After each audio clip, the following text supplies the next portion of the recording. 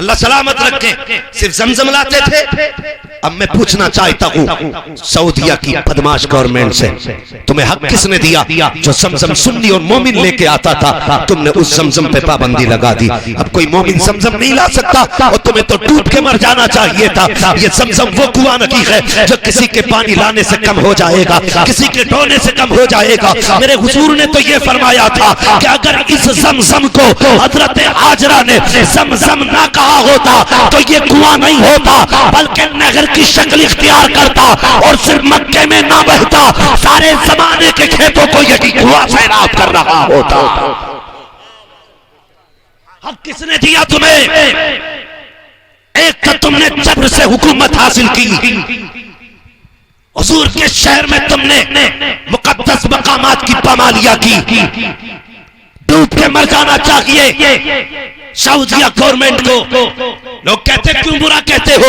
जरा दिल पे हाथ रख के बता, तेरी माँ मेरी माँ की कोई औकात नहीं, तेरे भाई मेरे भाई का कोई वकार नहीं, लेकिन उसके बावजूद अगर तेरी माँ की कब्र पे बुलडोजर कोई चलाए तो बताओ उसके पीछे नमाज पढ़ोगे? बोलते क्यों नहीं? अगर तुम्हारी माँ की कब्र खोद के कोई आग लगाए उसे सलाम करोगे?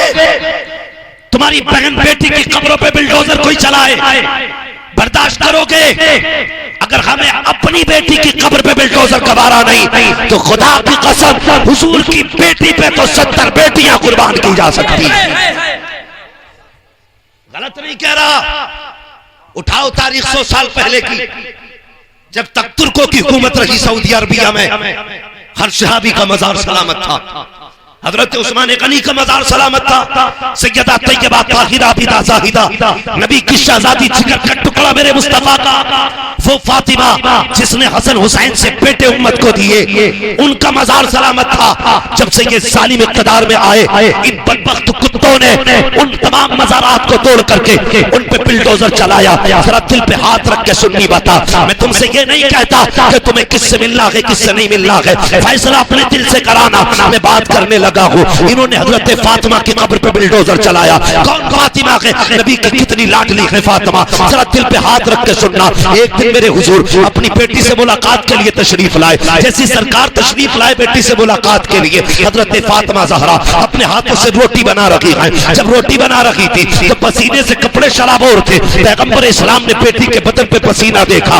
बर्दाश्त न कर सके, फरमाया बेटी फातिमा कुछ देर तुम ठंड में बैठ जाओ, रह गई बात रोटी की तो लाओ तुम्हारे हिस्से की रोटी तुम्हारे बाबा बना देते हैं। हुजूर ने बेटी को उठाया, ठंड में बैठाया कि जा फातिमा, जाकर के अपने हाथ से खुद रोटी बनाने लग गए। अब जरा सुनना प्यारे, हुजूर को बेटी से इतना प्यार है कि पसीना गवारा नहीं है। तो जब उस फातिमा की कब्र पर बुलडोजर चला होगा तो बता मेरे हुजूर के जिगर पे क्या गुजरी होगी, करबला वालों के कलेजे पे क्या गुजरी होगी, अली अकबर ने कैसा महसूस किया होगा, हुसैन ने कैसा महसूस किया होगा। और ये वो कब्र तोड़ी गई है जिससे आखिरी मुलाकात के वक्त मेरे हुसैन ने मिलकर कहा था, ए माँ जो बेटे परदेश जाया करते हैं, माँ सर पे हाथ रख के दुआएं देती है, ए माँ तेरा हुसैन परदेश जा रहा है और मैं जानता हूँ आज के बाद ए माँ मुझे इस कब्र पे आना नसीब नहीं होगा, तुमसे मुलाकात नहीं होगी। ए माँ मेहरबानी कर अपने बेटे पे दुआएं दे दे। इस कब्र अनवर पर जब शहीद आजम ने इतना कहा था, कब्र से आवाज आई थी, बेटे हुसैन दिल थोड़ा न कर, करबला में तू अकेला नहीं जाएगा बल्कि तू करबला में बाद में जाएगा, फातिमा पहले पहुंच जाएगी। जिंदाबाद जिंदाबाद। इन कुत्तों ने, इन जलीलों ने सबसे पहले बुलडोजर नबी की बेटी की कब्र पे चलाया। हम पूछना चाहते हैं नज्द की बदमाश औलादों से, तुम्हें अधिकार किसने दिया तुम नबी की बेटी की कब्र को तोड़ो? तुम्हें हक किसने दिया? शर्म नहीं आती? सुन्नी सिर्फ जमजम लेके आता था, इन्होंने अब उस जमजम पे पाबंदी लगा दी। जो अभी उमरा शरीफ करके आए हैं उनसे पूछिए, उन्हें जमजम नहीं लाने दिया। वो क्या तमन्ना थी जमजम से, क्या मामला थे जमजम के हमारे बीच, कौन से ताल्लुकात थे?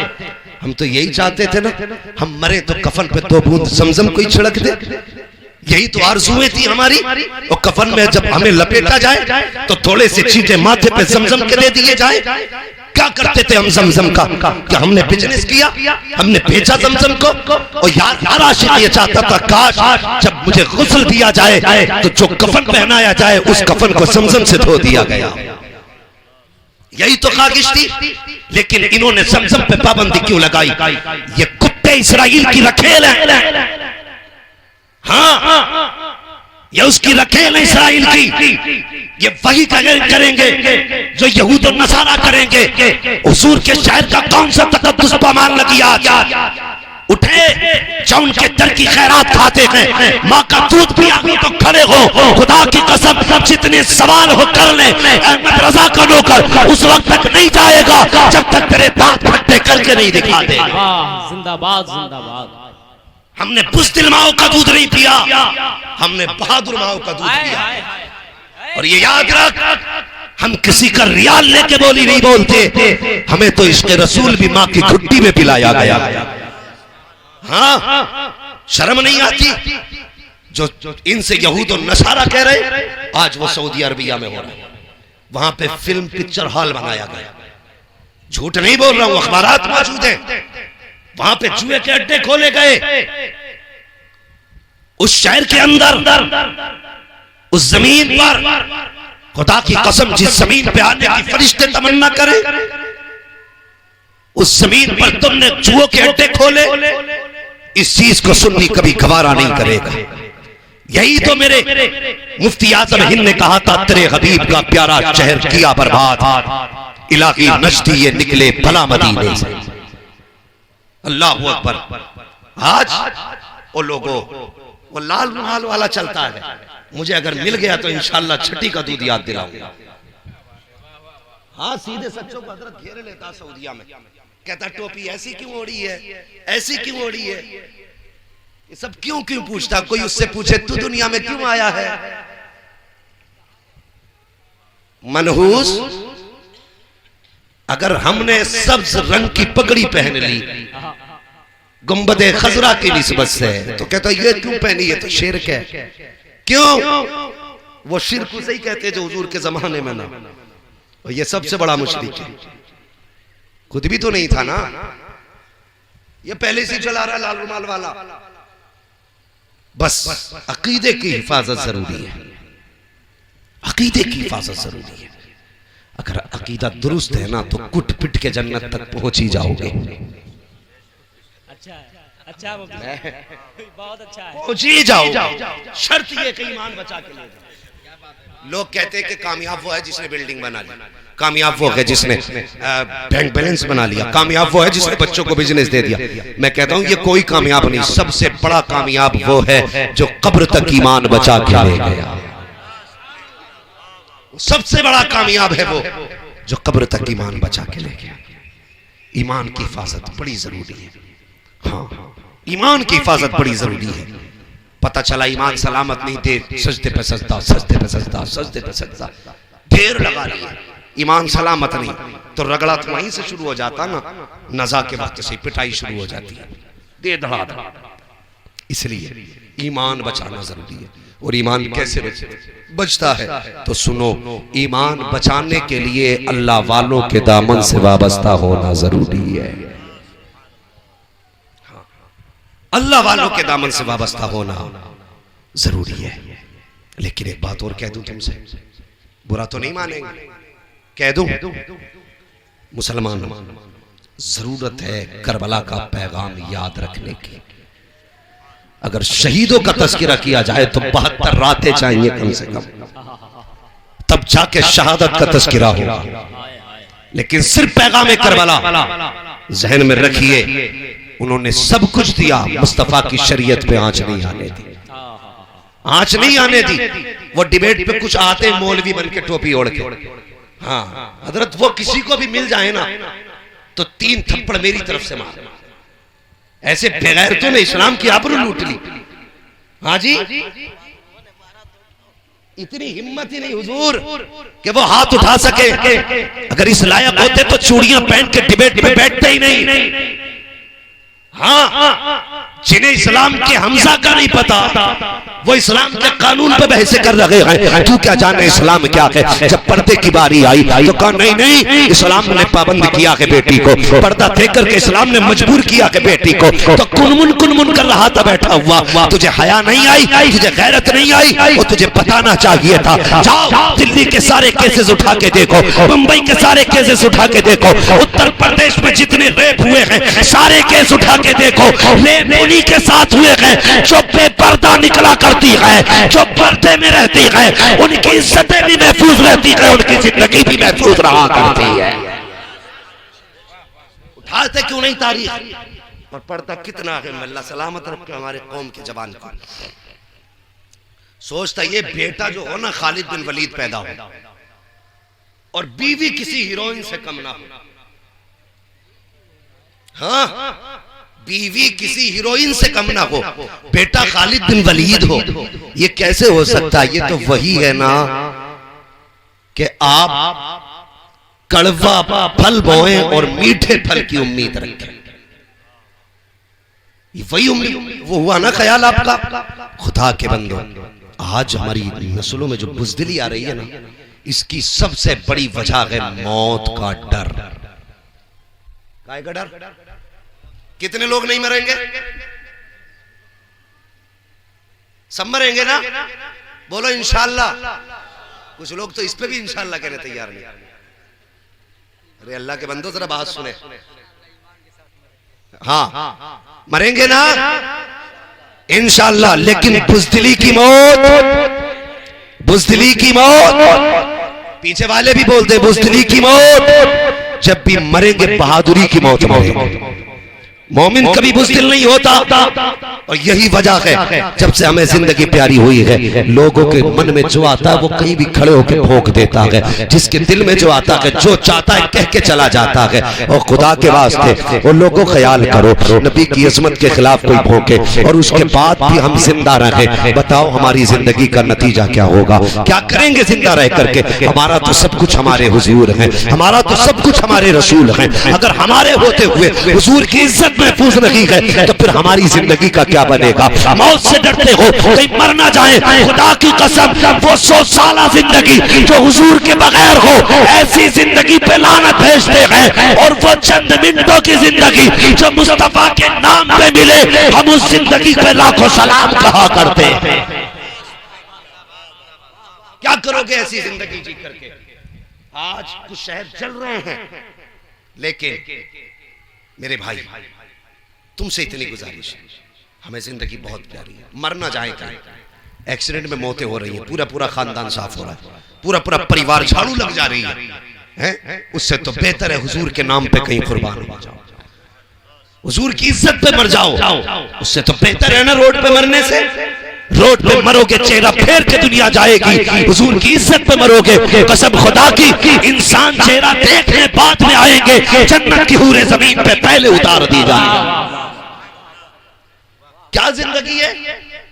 आला हज़रत कहते हैं, ज़मीनो समा तुम्हारे लिए, मकीनो मकान तुम्हारे लिए, चुनीनो चुना तुम्हारे लिए, बने दो जहां तुम्हारे लिए, तहन में ज़बां तुम्हारे लिए, बदन में है जान तुम्हारे लिए, हम आए यहाँ तुम्हारे लिए, उठे भी वहां तुम्हारे लिए। नौजवानों तरीके बदलो अपने और अब मुस्तहकम हो जाओ, नमाजों की पाबंदी करो। ये मत सोचना ये मौलवी बता के गया है, बस अब कोई बात नहीं, सुन्नी तो जाएंगे जन्नत में, और कुट पिट के पहुंच तो जाएंगे। बेटे कुटना पिटना भी आसान नहीं है, हश्र तो बड़ी बात है, कब्र की मंजिल बड़ी मुश्किल है, कब्र भी बड़ी बात है, रूह निकलना बड़ा मुश्किल काम है। इसलिए कम से कम इस शान से मर जा कि फरिश्ते रूह निकालने आए और तू उठे ना। फरमाया गया रिवायतों में, रूह निकलते वक्त बदन से इतनी तकलीफ होती है, अगर फरिश्ते उसको ना दबाएं तो कम से कम 7 फीट बंदा उछल जाए, इतना दर्द रूह निकलने में होता है। फरिश्ते दबा के रखते हैं।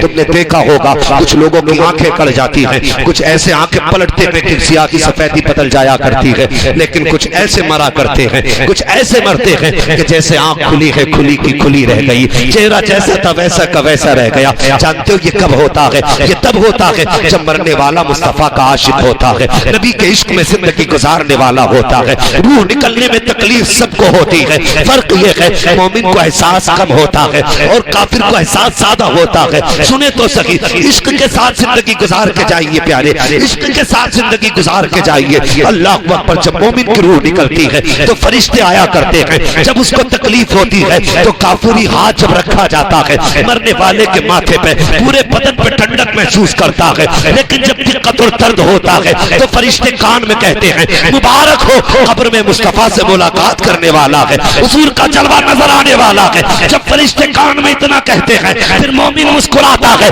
उसके बाद कहते बेकरार क्यों है, ठिकाना देख रहा है, वो देख तेरा ठिकाना जन्नत में है। जब मोमिन आसमान की तरफ देखता है जन्नत में ठिकाना दिखाया जाता है। खुदा की कसम फिर मौत का दुख खत्म हो जाता है। मुस्तफा से मुलाकात के जलवों में मोमिन खो जाया करता है। नारे तकबीर, नारे रिसालत, शहीद आजम कॉन्फ्रेंस हजरत अल्लामा मुफ्ती हम्माद रजा साहब किबला, नारे तकबीर, नारे रिसालत। हुजूर से प्यार करेंगे जवानों, बोलो इंशाअल्लाह। और अहद करो तुम्हें जाना तुम्हें माना, न रखा गैर से काम, लिल्लाहिल हम्द में दुनिया से मुसलमान। आज डर है ना मौत का डर, हम मर जाएंगे, यही डर खा रहा है, हम मर जाएंगे, यही डर है ना, हम मर जाएंगे। कभी करबला वालों से पूछा मौत क्या है? खुदा की कसम करबला वाले वो हैं जिन्हें देख के मौत के माथे पे पसीना था, मौत के माथे पे पसीना था। ये वो लोग हैं करबला वाले। लेकिन ये बुज़दिली जो है ना, ये माओ की तरबियत का नतीजा, माओ की तरबियत का नतीजा।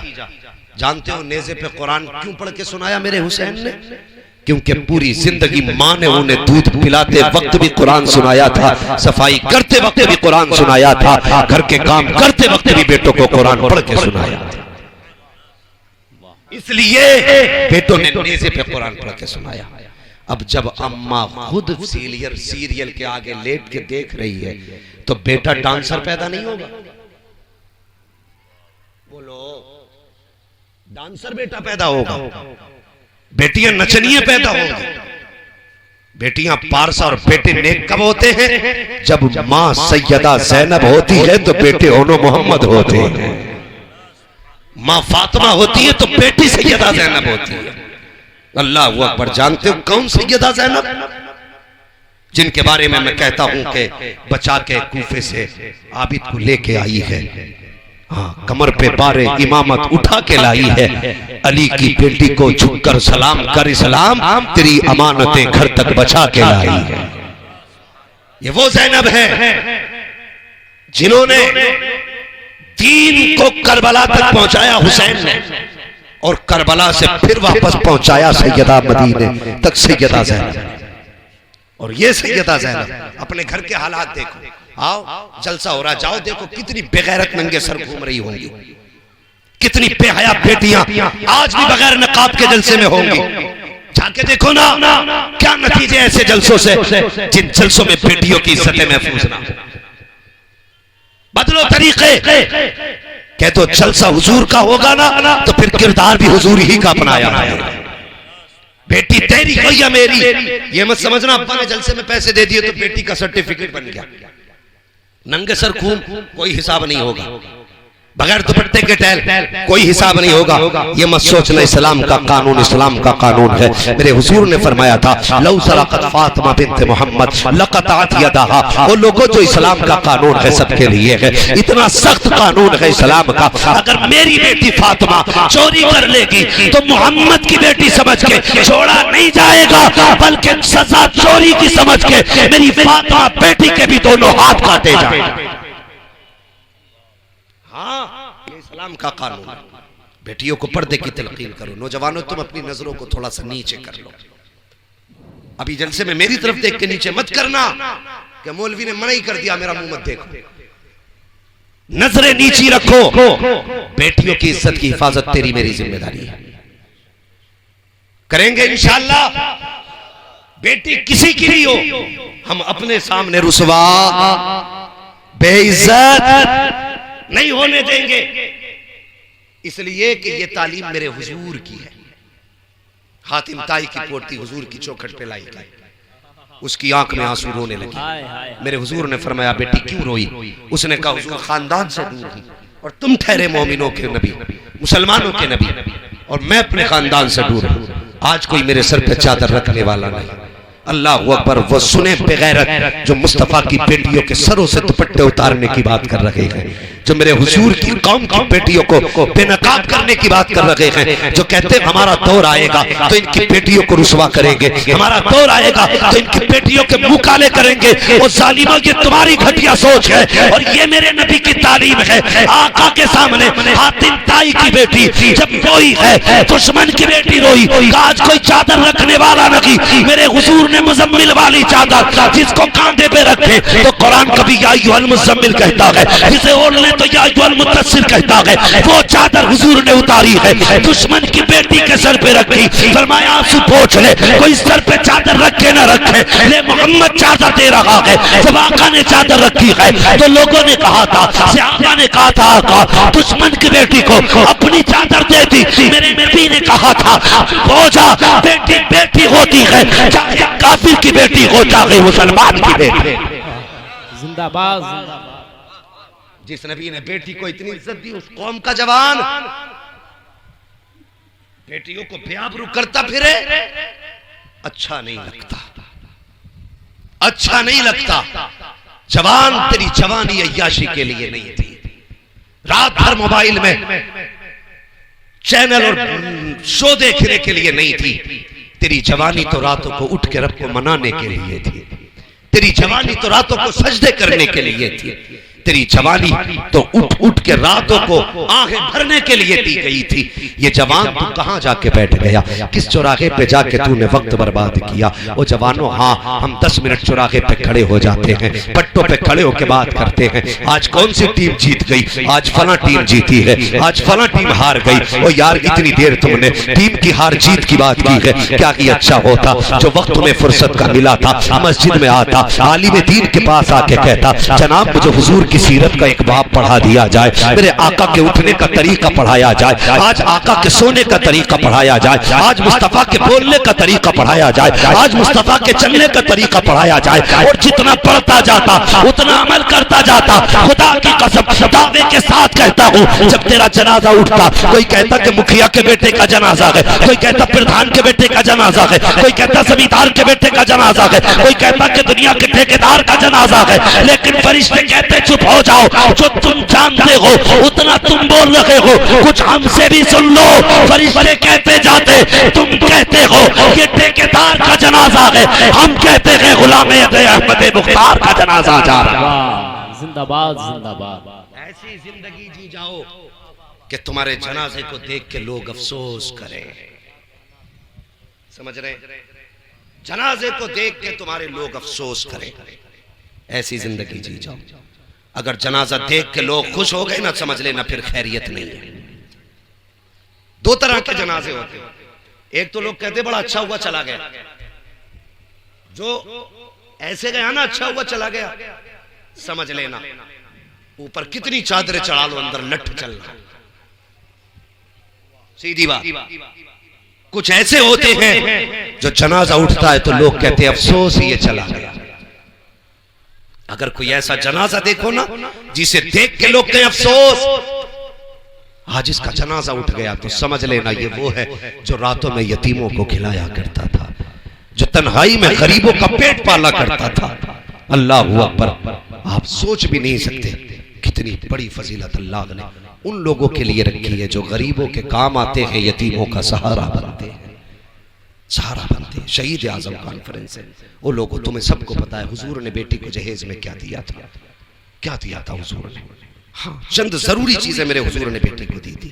आज हुसैनियों से पूछना चाहता हूं कितनी बेटियां मर गई जहेज ना होने की वजह से। हुसैनी हो ना, सारे हुसैनी है ना, जितने हुसैनी है वो हाथ उठा के बताएं। अल्लाह सलामत रखे, जिन्होंने हाथ उठाया अल्लाह सबको इमाम हुसैन के गुलामों में कबूल फरमा ले। सारे हुसैनी है तो हमारी जिम्मेदारी बनती है।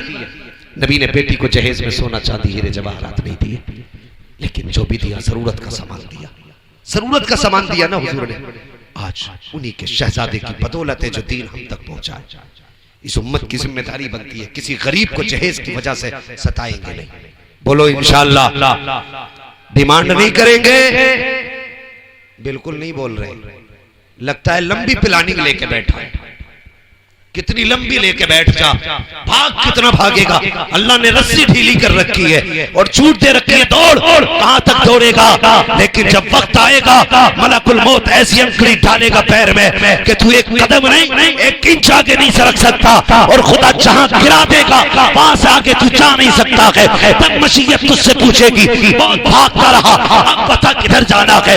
लोगों की दौलतें नोच के खाता रहा, क्या तुझे मौत का डर नहीं था। गरीबों से डिमांड रखता रहा, क्या तुझे कब्र का खौफ ना था। और गरीब गिड़गिड़ाते रखे, बेटी के पास कुछ ना था, तूने तलाक के धक्के दे करके उससे पैसे वसूल किए, तलाक के ताने दे करके तूने उससे दौलत वसूल की, तलाक का डर दिखा करके तूने उससे पैसे मंगाए। मशीयत का नकीब कहेगा जब वो रोई थी तो उसे तो तसल्ली देने वाला था, लेकिन आज तू रोएगा तुझे कोई तसल्ली देने वाला नहीं होगा, आज तुझे कोई बचाने वाला नहीं आएगा। इसलिए मैं कहता हूँ आज ले उनकी बना, आज मदद मांग उनसे, कल न मानेंगे कयामत में अगर मांगा।